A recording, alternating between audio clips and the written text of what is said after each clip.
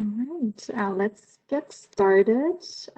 Welcome. My name is Nicole Winans with the Fairfax County Department of Transportation, and I want to welcome you to this meeting to discuss the 2021 Paving and Restriping program in the Sully District, which is a coordinated effort between the Virginia Department of Transportation and the Fairfax County Department of Transportation.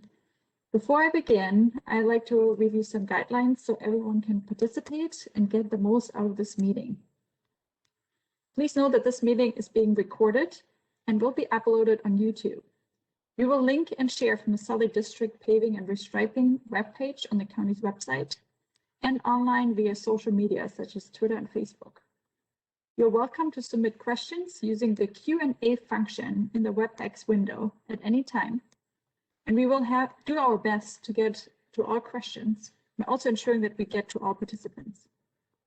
If we do run out of time, our team will follow up on any unanswered questions with replies directly to attendees or by posting Q&A on the Sully District Paving and Restriping webpage.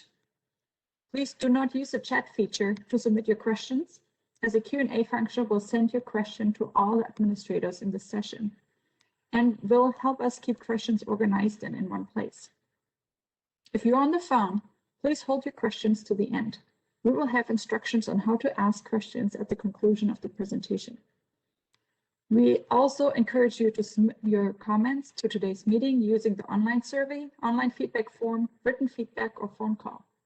Again, we'll have addresses for you at the end of the presentation. I would now like to welcome Sully District Supervisor Kathy Smith to open this meeting with brief remarks. Supervisor Smith. Thank you very much, Nicole. I want to thank anyone who's joined us tonight because it's a great chance to hear about where we are with paving and then what we're able to do with striping and bike lanes. You know, the community contacts our office every year, anxious to see what's going to be able to be paved. So thank you for being here. It's going to be a very informative meeting. And as Nicole said, we want to make sure we answer all your questions. So thank you very much. Thank you, Supervisor Smith. I would now like to welcome Steve Welch of VDOT, who is here to present on the VDOT paving program. Thank you, Nicole. Supervisor Smith. I'm going to pull up the presentation, so momentarily, bear with me.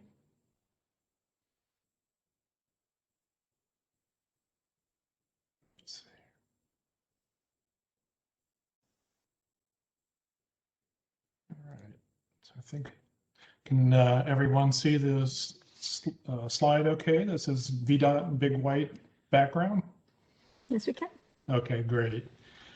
All right, again, my name is Steve Welch. I'm the Assistant Director for Transportation and Land Use to Fairfax County for VDOT.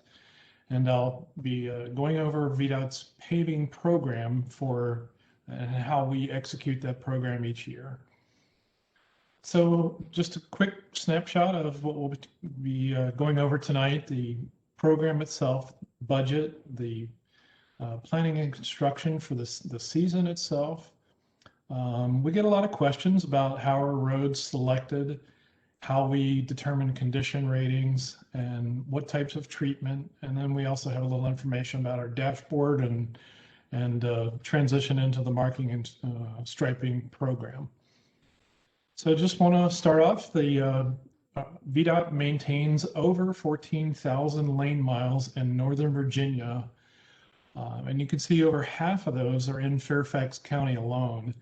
And you can see the split otherwise between Loudoun County and Prince William County. Arlington County, we only have 232 lane miles. That's because we only maintain the interstates and some of the primary or larger roadways. Arlington County otherwise maintains their own.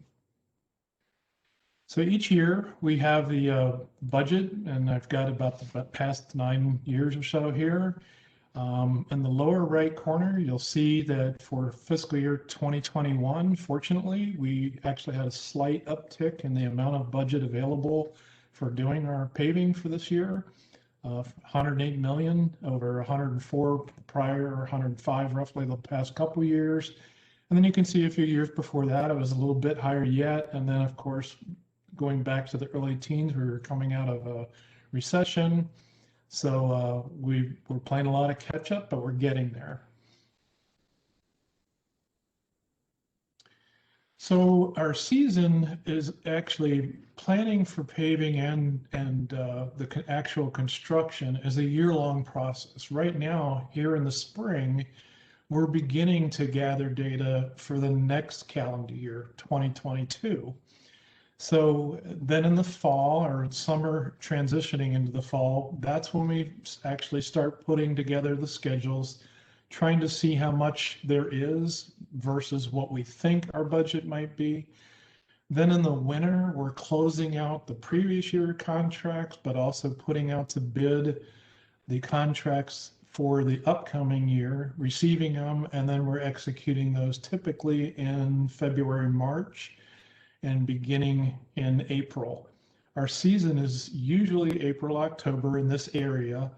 This year, we got off to a little bit better start here in March, got to start a little bit earlier, mainly because the weather has broken finally, coming out of the snow season. So one question we get a lot is how are roads selected for paving? And we do that based on a lot of several points. The pavement condition, the traffic volumes of the roads. We look at entire neighborhoods versus sometimes doing a main street within a neighborhood. And we do that sometimes to extend, if we have some money left and we're doing an entire neighborhood, we might find an adjacent neighborhood or two that also has poor roads that we'll just try to get the main road done with what money we have left over to get something else done. But that also plays into the economies of scale and the contractor moving his equipment around. So that's another factor. And also we look at what existing planning and construction projects are happening, and also coordinating with the utility companies who sometimes have to do various types of utility projects, whether it's underground gas or other types. And then we also get feedback from maintenance crews. So how do we collect that data? We have contracts with a company that does this automatic road analyzer. It's a highly equipped van with sensors and cameras that collect pavement distress, roughness, texture, rutting. It does scanning of the pavement, looking straight down and recording it. It does measurements of the cracks and how far they are apart from each other, all while driving the van. As well as detecting, getting actual imagery so we can go back and look at it if there's something that looks kind of strange, or just to check on something, as well as GPS. So then we take that data and we put it into a rating, which goes from the low of 0 all the way to 100, but typically it's anywhere from around the 50 point to up to 100. And that rating is, the technical term for it is a critical condition index, or CCI, but the rating in general runs, we try to maintain, we have to maintain a 60 rating level. It goes all the way up to 100. So a new road will show up as 100 or a green color, and other ones that are starting to get worse will graduate down. And we go after all the ones that are in the bright red and the darker red that are in that poor, very poor area. And we never let any get below that 35 point on the interstate, and some do change over the year. So that's why we also have to look at it each year, which kind of a segue into this slide. Is we're asked, how often do we collect that data? And we collect every lane mile on the interstate and primaries every year. And in the past, it's been that we do, because there are twice as many secondary roads as there are interstate and primary together, we would collect about 20% every year because we just didn't have the capacity to do it.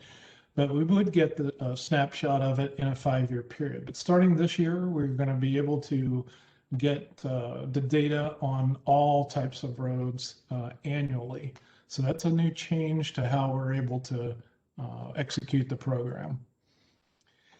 Another one that's asked is, how do you use traffic volumes? We do prioritize based on high volume interstate, primary, and secondary roads. That meaning roads that have an annual average daily traffic, or AADT, of greater than 3,500. We set a bar that we have to have 82% of the network of 60 rating scale or greater. And then the low and volume primary and low volume secondary, we have a 75 and 60, which we have to maintain the 60 or better. And of course, some of that is somewhat budget driven. Sometimes we don't get enough budget to do as much as we'd like to do, and we have to adjust accordingly. But in the past several years, we have been able to, on the interstate and primaries, maintain at least the 82% and right at it or above this past year. And then more importantly, the secondary roads, which are what most people have in their neighborhoods. The secondary roads are typically all your neighborhood roads and some others that connect neighborhoods in some cases. But throughout the years, we've been able to gradually improve and catch up to the rating levels and goals that we need to. And this past year, we almost made it to the 60% mark. So how do we treat the roads? We do a preventive maintenance as one type of treatment. It's not the most popular, but it's a sealant type that we put down. Then they come back and put in, it's a very tiny, almost 1/8 of an inch type of stone that's swept over top of it and then swept again when it's done. We also patch and do crack sealing. And the purpose of the preventive maintenance is obviously to extend the life of it till we can get to those roads because of the budget and all the other ones that were in the very poor category and working our way up from up the rating scales. We also do what are called plant mix, but everyone knows as mill and overlay, where we mill off 2 inches or up to 4 inches and then repave it and reestablish the pavement. And then finally, sometimes, albeit rare, sometimes we end up having to actually just reconstruct the road because it's very, very old and doesn't have the pavement bases that more modern day roads do have. And we still do have some of those in parts of all over Virginia, but we do occasionally get those as well. So a couple things that we do to communicate and help people interact to see what's going on is we have a pavement condition map. This is a snapshot of 2018. It just happened to be the one I had here. And it's a little bit of a close-up of the Reston area to kind of give you an idea of a couple things. What you see in red, as I mentioned before, is very poor at the time in 2018.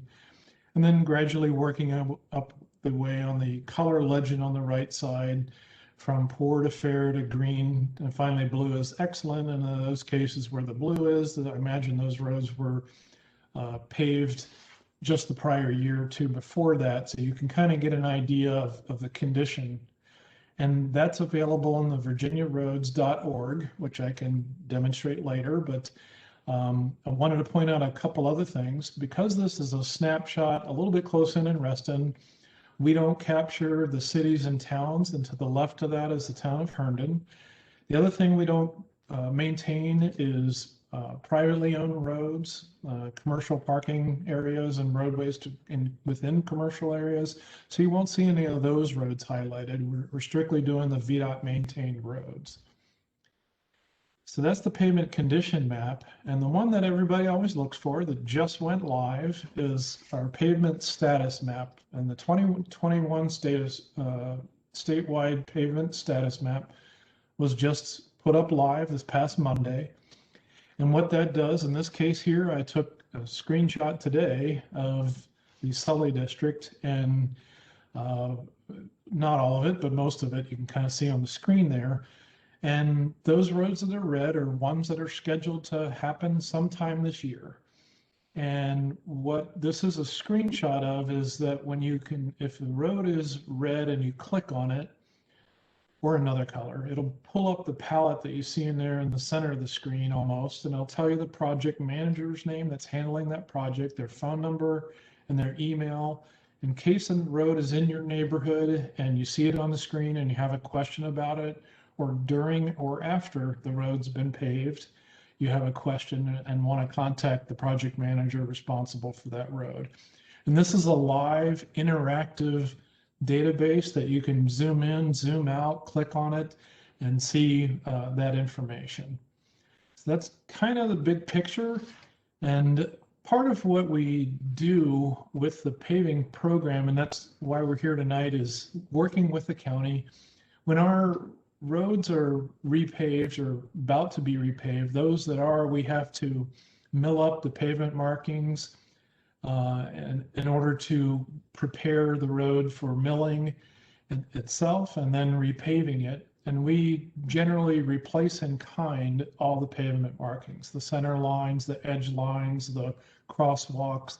But we do, like in the second bullet, do some improvements or additions to the existing pavement markings. But our contractors are basically set to do replace in kind. And in some cases, we've already know that there's an issue.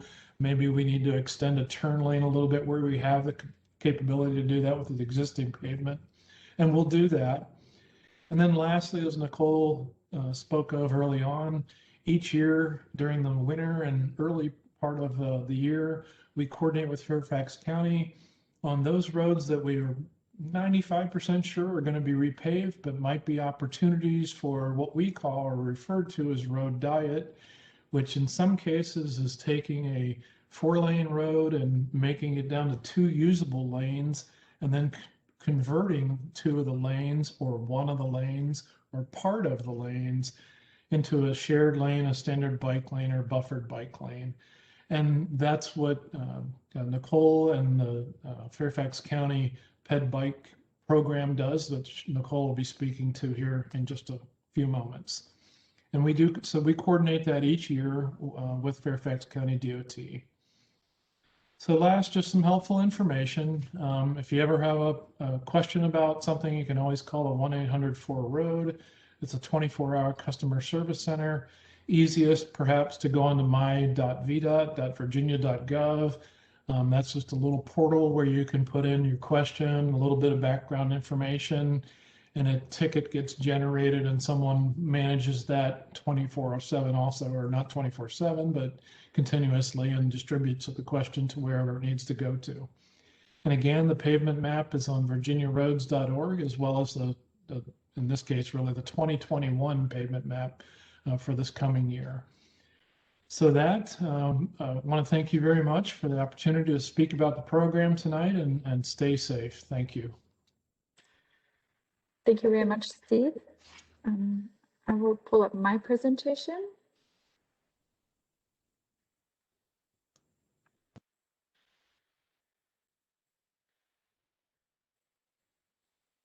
Go. Can you all see my screen? Yep, can see it. Okay. Perfect. So as Steve mentioned, the county. Are you using 2 screens? Yes, so I need to unplug that. Is it possible to switch your screen so that we can see the full screen version of your presentation? Sure, absolutely. Sometimes when you do the 2 screens, it shows like all the controls around your presentation. So we actually see the black border with your navigation. Let me as well. unshare and reshare because Okay. unplugging didn't work. I've encountered this a lot. Reshare.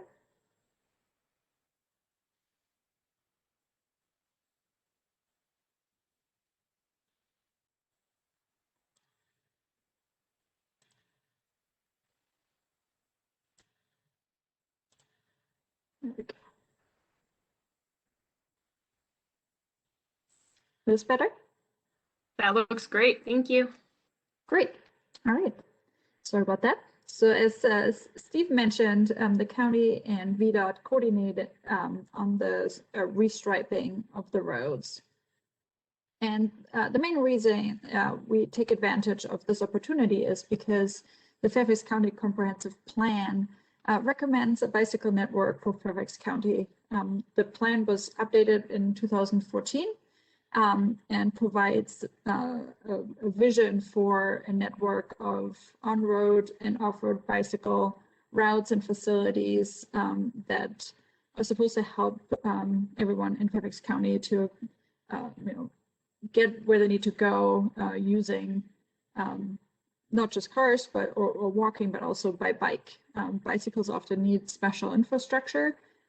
They can't always share the road. Not everyone is comfortable doing that. So the county has been working with this effort to implement some of those proposed bike lanes, and has done so very successfully. So we have achieved over 100 miles of bike lanes this way, and have a few in the Sully district that we would like to discuss tonight. So we can't obviously add those everywhere. There needs to be enough space, even if the comprehensive plan calls for bike lane. Sometimes it does require widening the road, and in that case, it would be a capital project that would need to be funded. So we can only retrofit roadways that are wide enough to fit the bike lane without impacting the operation of traffic.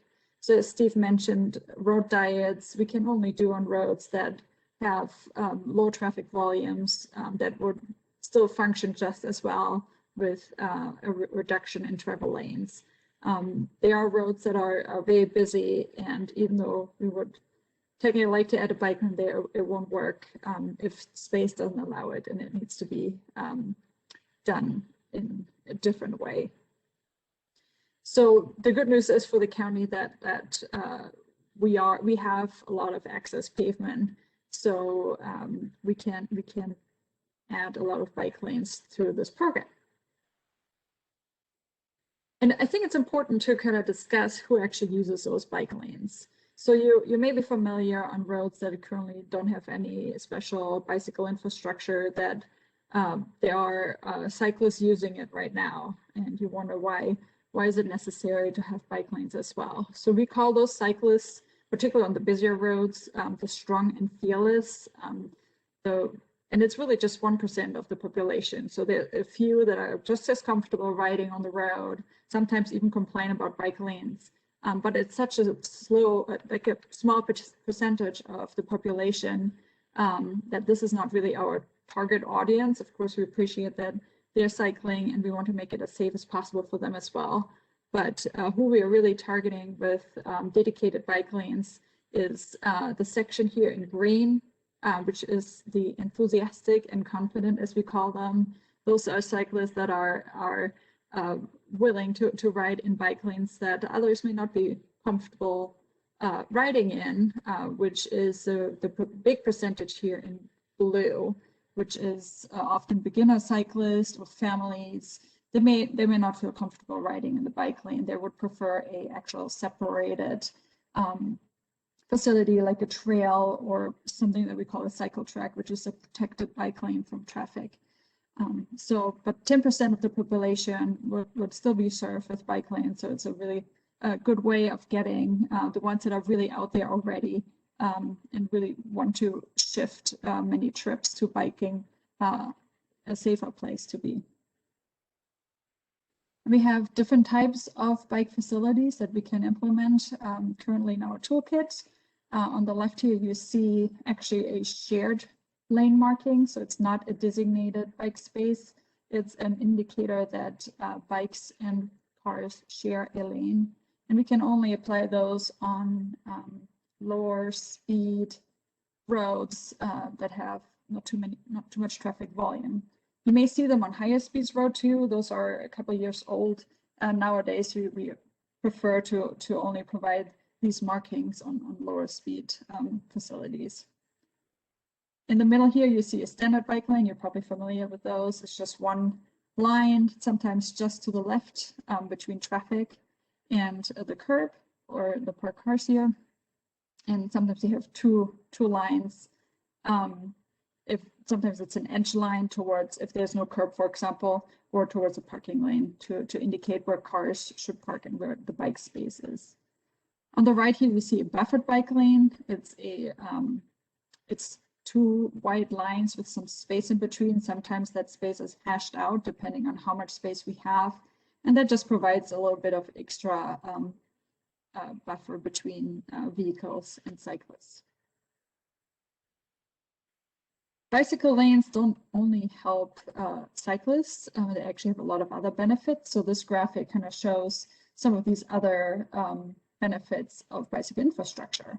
So for example, they make crosswalks safer for pedestrians by pushing the cars further towards the center and narrowing the travel lane and therefore the exposure to pedestrians. So instead of having, let's say, 20 feet for the car to go, towards a crosswalk, they're more streamlined and easier to makes it easier to cross the street. Where we have not much buffer between the sidewalk and moving traffic, bike lanes also provide an extra buffer for pedestrians, so it increases the comfort of someone walking down the road. And for drivers, it actually makes it safer as well by slowing down traffic speeds, particularly if the lanes are narrowed quite noticeably. We have very wide lanes in Fairfax County on some roads. So if we right size them, it does help slow down some of these top speeders and make it then less noisy in neighborhoods, because of high travel speeds do cause a lot of noise. And for someone trying to exit a driveway, bike lanes improve sight distance as well.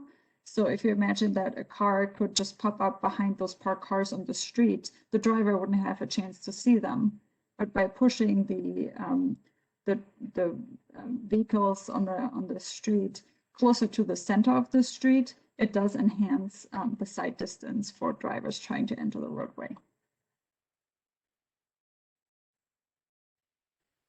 An additional note on the traffic calming effect of bike lanes, which is one of the reasons bike lanes have become really popular in Fairfax County, particularly in residential neighborhoods or busier connector streets where we have housing on each side, where speeding really is an issue, but we can't necessarily do speed bumps because the road doesn't qualify, it's too busy. So by visually narrowing the roadway and right-sizing the travel lanes, it really has helped reduce some of those really high speeds that the wide roads allow drivers to go, because it's just very comfortable. They don't need to worry, they have plenty of space. So by giving them a little bit of a narrower space, it helps slow them down, and it creates something that we call friction between, or perceived friction between the drivers and ongoing traffic. Everyone has a designated space, it's perfectly safe, but it does take a little bit of that overly comfort, high speed behavior. So now we want to talk a little bit about the bike lanes we are able to propose this year in the Sully district. And here on the map, you see Centerview Drive, which is north of Lee Jackson Memorial Highway, and SULLYFIELD Circle, as well as BROOKFIELD Corporate Drive and DALY Drive, which are south of Lee Jackson Memorial Highway. And then further to the east, we have a section of RUGBY Road between Fairfax County Parkway and Lee Jackson Memorial Highway. So let's first talk about BROOKFIELD Corporate Drive. The existing conditions for this road is, and the second segment we're able to propose restriping here is between SULLYFIELD Circle and the end of the road. So currently we have 2 travel lanes, we have sections of sidewalk but not complete, we have on-street parking on both sides, and there are no bicycle facilities. And what we're proposing here is just to narrow the really wide travel lanes and add bike lanes. Everything else will stay the same. The second road is Centerview Drive between Lee Jackson Memorial Highway and Low Street. And this is Low Street extended, if it would keep going all the way through. There are currently 2 travel lanes in some sections and 4 travel lanes in others. And in the 2-lane section, there's a center turn lane. And there are sidewalks on both sides, but no bike facilities. So in the same section, we're proposing to restripe the entire road with 2 travel lanes. So bring it down the wider section from 4 to 2 and just narrow the existing travel lanes a little bit to fit in bike lanes. And then where we have the 4 lanes, because that segment is actually not repaved, but we can extend the bike lanes there. We can't do this traditional road diet where we have the center turn lane, 2 travel lanes and bike lanes on each side, because we would need to eradicate the existing striping, but we can retrofit the existing striping by creating buffered bike lanes in the outside travel lane. So you would transition from the standard bike lane to a buffered bike lane. The next road is DALY Drive, which is between Willard Road and Brookfield Corporate Drive. There are currently no markings, but you can see in the picture how extremely wide this road is. It officially has 2 travel lanes, but it's really hard to tell. It could probably fit 4 or 5. There's sidewalks on both sides. There's on-street parking and no bike facilities. So we want to organize that pretty wide pavement with parking stripes, center stripe, and bike lanes. RUGBY Road is a 4-lane road with dedicated turn lanes, a median, a sidewalk or trail on both sides, but no real bike facilities that allow commuters to commute around the corridor. And speeding is an issue on this road. So the proposal here is to turn the outside travel lanes into a buffered bike lane, which will definitely enhance the pedestrian safety across the corridor. There are neighborhoods where it's very hard to cross from one side to the other, as well as bus stops. And we are aware that this is a route that ambulances will need to use. So this provides drivers a space to pull over into that will allow the ambulances to pass safely and probably make it easier for ambulances to pass. So that's an added benefit. The next one is SULLYFIELD Circle, which is between Lee Jackson Memorial Highway and SULLYFIELD Circle. And it's a 2-lane road, sidewalks on both sides, on-street parking on both sides, and no bike facilities. And similar to some of the other proposals, we would just add bike lanes by narrowing the travel lanes a little bit. We don't only do bike lanes as part of this restriping, but we also look at pedestrian facilities that could be striped, like a crosswalk that is currently there, but it doesn't have striping or is not high visibility, which is the zebra stripes. It may just have 2 lines or no lines at all, which is still a legal crosswalk. It's just not as visible. So if you have any suggestions where any crosswalks are needed or need to be enhanced, please let us know. And we still need to do a study to see if a marked crosswalk is warranted per VDOT's guidelines. But the first step is to know about the desire that a crosswalk is needed somewhere. We are looking for community feedback on all these proposals. In regards to VDOT's paving, they can actually not add any additional roads to this year's paving schedule, as Steve mentioned. However, if you have concerns about your roads or paving issues, drainage issues, you can submit those directly to VDOT using the VDOT portal at my.vdot.virginia.gov or reach them via phone. But if you have any striping related comments, you can submit those to FCDOT using our electronic form on the website or email us. And those comments are due on April 7. So here's a website with a direct link to the feedback form for the Sully district, as well as the email address and the mailing address. So now we can open up for questions for this meeting. So as a reminder, please use the WebEx Q&A feature. And you can do so by opening the Q&A window and typing in your question. If you're on the phone, please press *3 to raise your hand to be added to the queue. And you can unraise your hand by pressing *3 again. Thank you.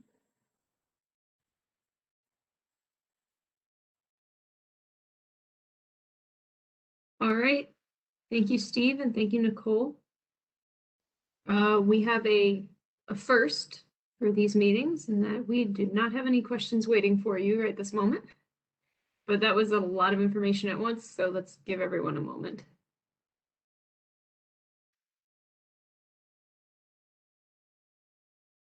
Nicole, I'm seeing a question from a Hartwell Phillips.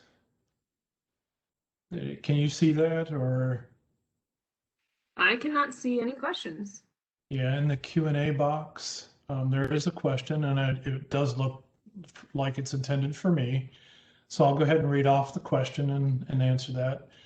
The question is, we are Fairview Woods community with 75 homes. Our roads are in terrible shape, pavement cracked and crumbling throughout.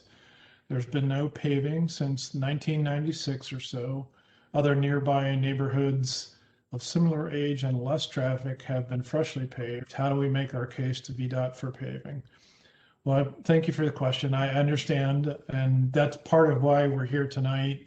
But all year long, we do take in what we hear from the community. We look at that and provide that information to our pavement engineers. And part of that presentation I talked about early on is the conditions change each year. And that's why we do the data analysis every year, because sometimes there are neighborhoods that degrade faster than others for whatever reason. The snow and ice and freezing, thawing, and expansion, what have you, does contribute to that. But I will take that question back and try to look into it. I don't know what roads are associated with Fairview Woods, and I apologize, I'm just not that familiar with every community. But you could go on to the pavement map to see if it is this year, or I could try to pull it up and demonstrate it. And but I don't know where that road is exactly. And if someone else does, or where the Fairview Woods community is, I could try to show that. Lindsay, if you, or Nicole, Lindsay, if you want to allow me to share screen, I could jump that way for a moment. Okay. Yes, I'm sorry. Okay, that's okay. I was looking at the Q&A box. Yep. And you may want to speak to the private versus, there you go. So Steve, thank you. I will look at the pavement map. They are Fairview Woods Drive and Honora Lane. So I'm going to share screen momentarily, and just to demonstrate also how to use it for those that are watching today. You have to bear with me for a moment because I'm going to have to dig through my screen here to find it. So everyone see it coming up, but it's all white at the moment. Can everybody see it? Yeah, we can see it. Okay, good. So this is the interactive map. It allows you to move around and zoom in. So right now I'm zooming in into the Chantilly area. I apologize, I can't look at the questions at the same time that I'm doing this, but I'll get there. I don't know what, I really don't know which road or where that is, but I will, you can kind of see how to zoom in and make your way around to where they are and see generally, here's the beginning of the season. So most things are red, kind of get an idea of, so we're just getting started, they're on the schedule. I think I talked about this earlier, that you could click on a road and there it pops up. I clicked on this particular one, and that is street name is King's Cavalier Court. Provides a description, the project manager's name, email address, and over here it says the schedule is a PM. PM is the acronym for, and I'm going to drop that off and go down and show you how to see that. Here's the type of treatment. So PM over here is plant mix, which means they're milling and overlaying that road, and I guess probably doing the same thing to that entire neighborhood. So I'm sorry, but I don't, whoever that it was that was asking, I just don't know where, how to find that exact road at the moment. But you could go back on here and look and see, and certainly I'll take note of the location based on tonight and give that information to our pavement engineers for the upcoming if it doesn't have to be on there again. And 1996 is a long time. I don't disagree with you that. That's 25 plus years. And typically our pavement lasts for 15 to 25 years. It's a real wide range, and that's because of weather, treatment, and other conditions in the base pavements that are under it. Depends on which road it is, what have you. So that's just a little idea of how to navigate the map, and hopefully that'll help people kind of go on to it to see how to use it. So I'll stop sharing my screen to go back to the question slide. All right, thank you, Steve. And just as a reminder to everybody, when you do put a question in the Q&A, please just hit send instead of send privately. If you hit send, it should go to all the panelists and we'll all be able to see it. Okay, next we have a raised hand. So somebody has called in and raised their hand on the phone. I don't have a name, but I'm going to unmute, and you should hear the automated WebEx voice tell you that you've been unmuted. So please go ahead.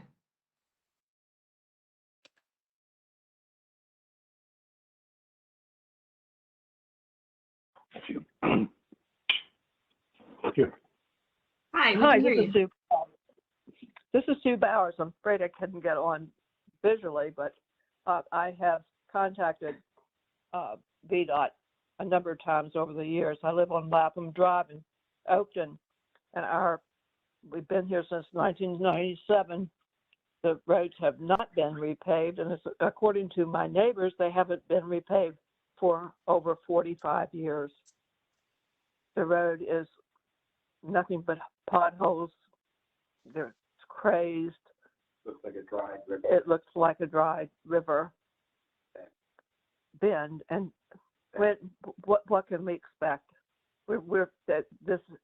I am a retired appraiser, and I can tell you that this has had a detrimental effect on the value of our homes in here. It's also very dangerous for walkers, for children. What can we do? Yeah. Well, I'm here from Steve Walsh from VDOT, and can you repeat the name of the road for me and possibly even spell it out? I just didn't hear it. It's Lapham Drive, Lapham Drive, and Oakton. And of course, Okay. it also involves Trenholm, Sorrel Ridge, Fox Bend, Bull Cry. Okay. All the roads here are in terrible shape. Okay. I will look into that, and you can also go on the map there, but we can contact each other. We'll figure out a way to contact my ability to do that. You can go through the portal or the numbers on the screen, but I'll look it up. I'm just not familiar with the location. I'm trying to look now to see if I can find it. Okay, it is. First of all, I'm not on video. I couldn't get in there. Okay. But it's between Vale Road and Fox Mill. Okay. And if you would like to get in contact with me, my email address is sue@suebowers.com. Sue. SUEBOWERS.com. Okay. Thank you, Sue. I appreciate it. I'll check into that and try to follow up with you on it. Okay. That's very odd. It'd be that long. I'm sorry to hear that. We'll try to look into it. Okay. Thank you. Thanks very much. I really appreciate it. No problem.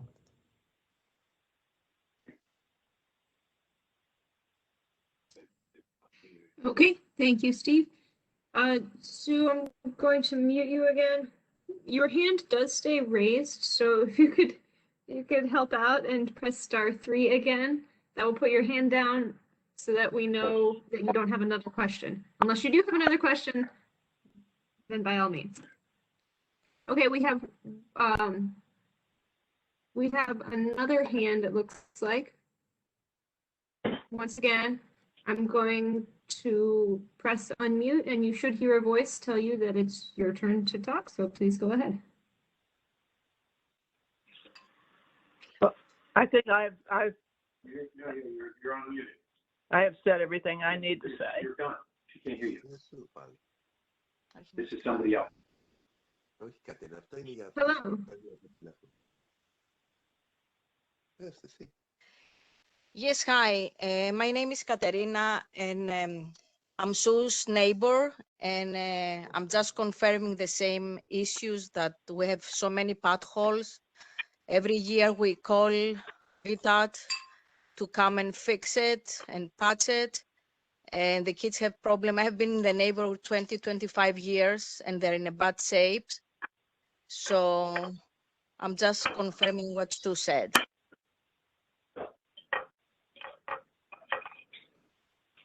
Okay, appreciate that. I mean, again, I'll check into it and follow up. And certainly if it's not on the plan for this year and there's potholes, we'll ask the maintenance department to go out and take a look at it and see what they can do about patching in the meantime, and circle back and try to figure out what's going on with why it's been so long. I can't speak for it. I don't know myself, but with all the lane miles that we're doing, I just don't have that particular road or neighborhood in my head. I'm not the pavement manager, but I know about the program, but I can follow up with you. So thank you very much. Thank you, I appreciate it. Sure. And Lindsay, there are a couple other written questions. Yes, there are. Okay. And once again, Katerina, if you could help us out and press *3 again, that would be lovely. So we don't know you have another question. Okay. Let me get to the written questions here. The first question says, on Sullyfield Circle, are the bike lanes beside the striped curbside parking? I would request that we try to keep the bike lane out of the door zone. I believe that's a Nicole question.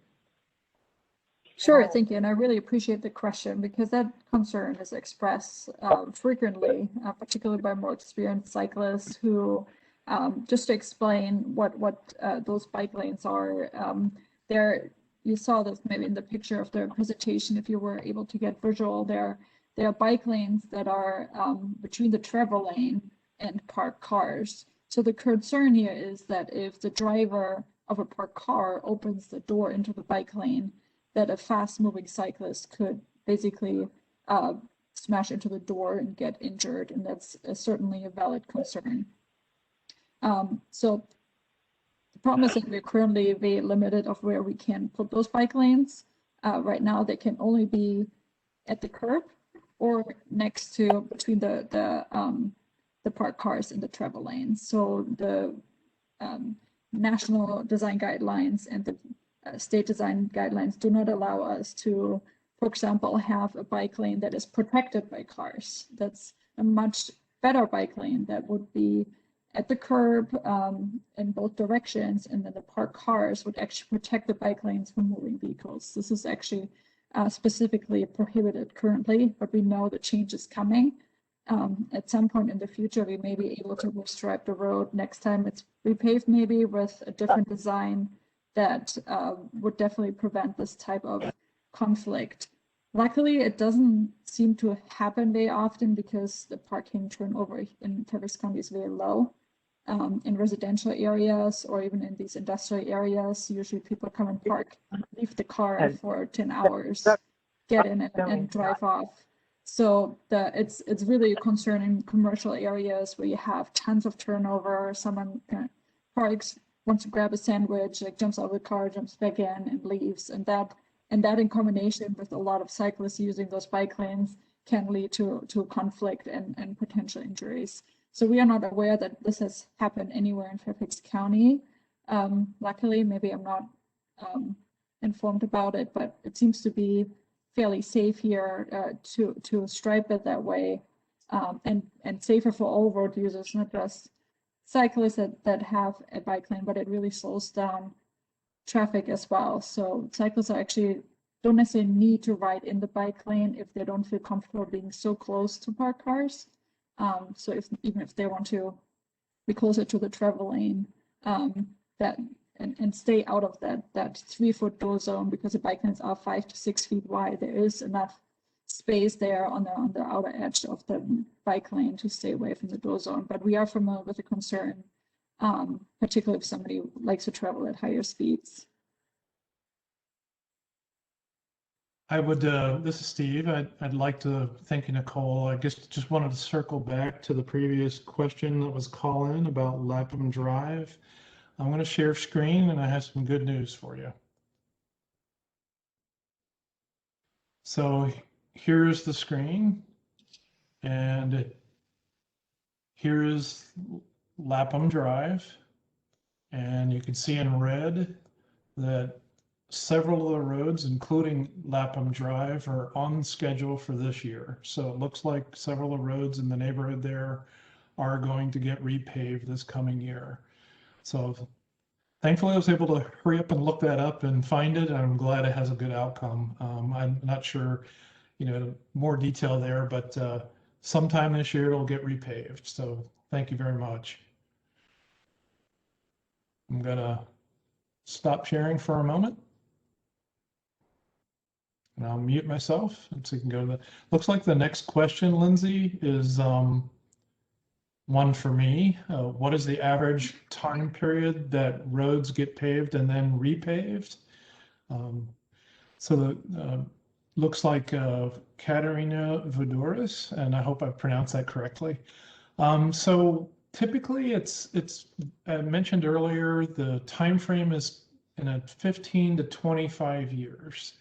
That's because the condition of the roads change and the priorities change a little bit with them, and the budgets and everything else that affect it. But generally speaking, just from an engineering standpoint, it's a 15 to 25 year time range. So anyway, I just want to go ahead and answer that one, Lindsay, since I saw it and I was on screen. So, okay. Thank you. Okay, the next one is also for you, Steve. So you can just stay there. Question says, I missed the date for when the interactive map you demonstrated will be available to the public. We in Stuart Mill Woods are excited to be paved after 42 years. Yeah, the pavement map is available now. It came available just this past Monday. So typically it's not till about April 1st or first week of April, but it's up and running now. So you can go onto it to navigate through it and see what roads are getting paved. You can also look at the condition map. The condition map may not be as updated, but it does have fairly recent data there. So hopefully that answers the question. Thank you. We had a hand up. That hand went down. If you still have a question, please raise your hand. Hey, there we go. All right. As with previous questions, I'm going to unmute. You should hear a voice telling you to please go ahead. Hi, I'd like to ask a follow-up question. Can you hear me? We can hear you. Fine. The first person that asked a question about our community, Fairview Woods Drive and Henora Lane, and I clicked onto the Pavement Condition Map. Thank you for that reference. And it shows that both roads in our community are in red. So that, I think, correctly indicates the condition of the roads. How long will it be before our roads are repaved, given the red condition? Do you have a time estimate?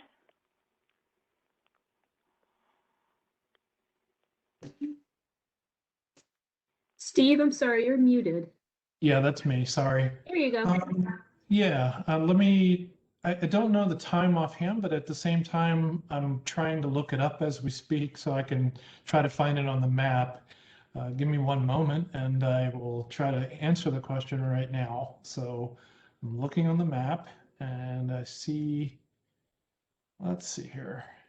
I could Okay, only so get into the pavement status map, pavement condition map. okay. I couldn't Well, let get me go into back. the, Okay. I'm not sure why that would be, but let me go ahead and bring up the, I'm going to share my screen again. Can you see my screen? Yes, we no, can. I'm on phone. Oh, I'm let's sorry. try- Okay.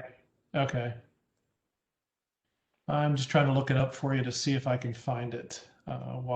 If you want to, We're Lindsay, in go Fairfax there. Station. Right.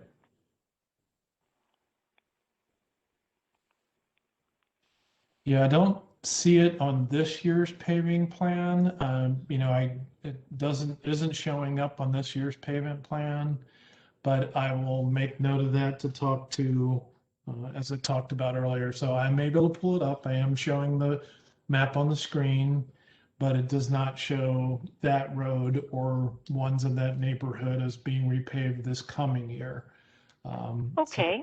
What is the typical window, if you have one, for roads that are listed in red condition, poor condition? Would that be 2 years, 5 years, or? Yeah, so it kind of varies. And what I mean is that, so first of all, a map that our condition map, I think that shows up right now might be a couple years old just because they haven't updated the pavement condition map. But the pavement conditions do change. Now, obviously, if it's poor, the only thing it's going to do is become Worse. very poor and worse, obviously. But there are some roads that kind of stay at the poor level, and then for reasons that have to do with geotechnical and how old the road is and other things like that, there are some that were poor or even not quite as bad that all of a sudden became very poor as we analyzed each year's all the roadways. And like I was saying, there are some roads that are 50 and 70 and years old that don't have the base there when they were built, and they're perhaps older roads that at one time were even horse trails and gravel roads that were converted and they were just paved over, and then multiple layers have been paved over them in time.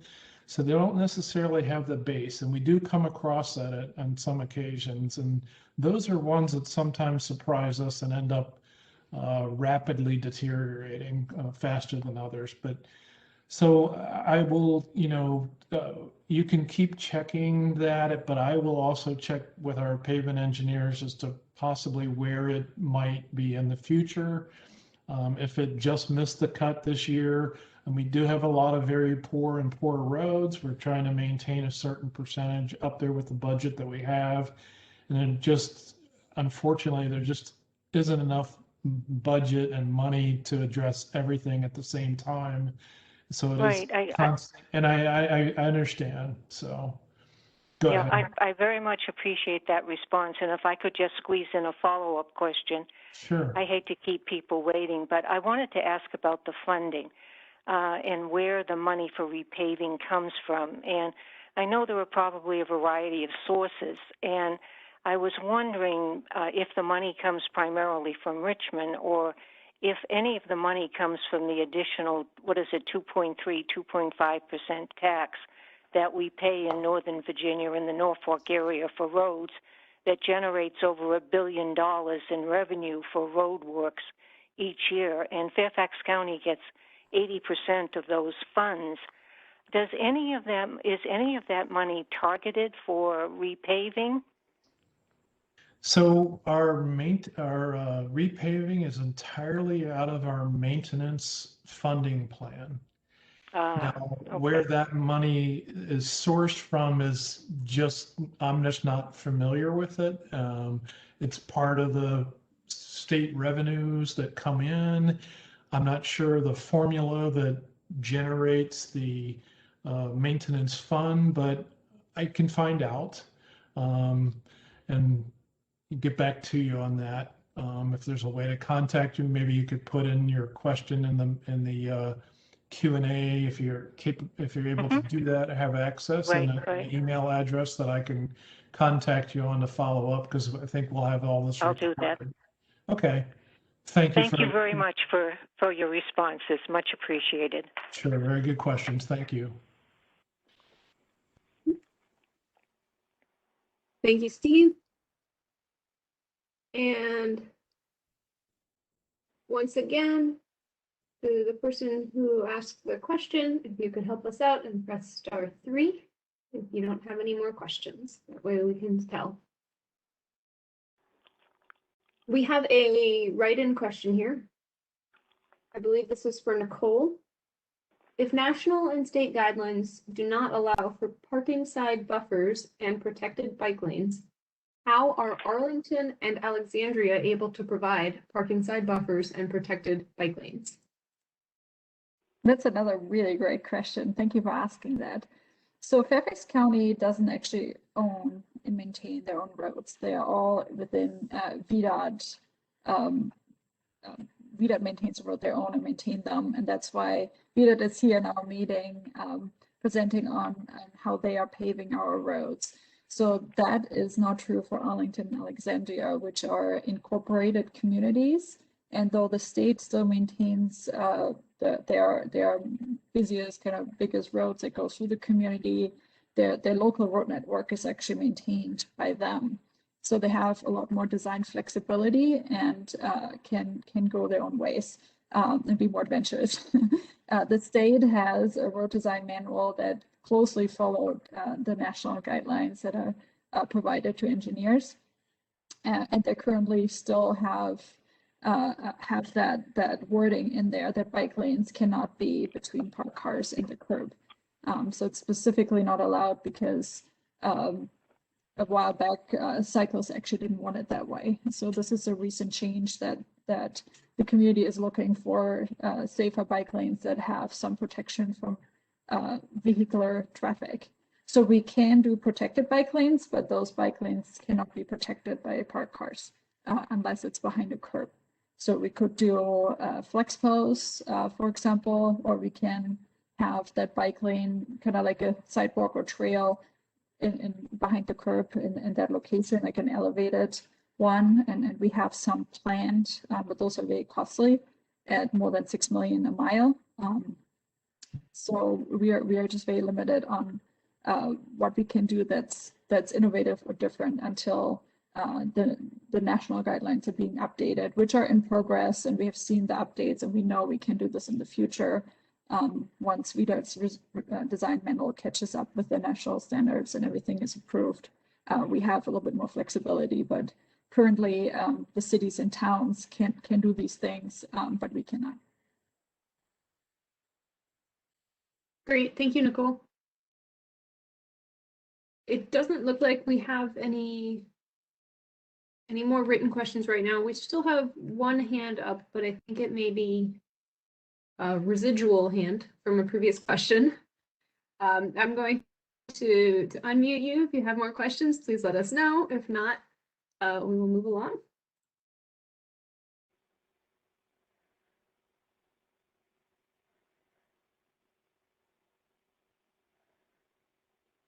Okay, I think we can assume they did not have a question.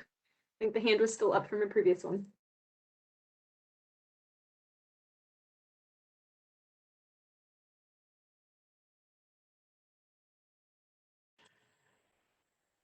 Just wanted to also remind everyone that we can also answer your questions if you can think of any additional ones via email, or if you go to the website, the county website or the VDOT website, you can submit questions there and we can respond to them that way as well. So if there are no further questions, I would like to thank everyone for attending today and for your great participation, and wish everyone a good night.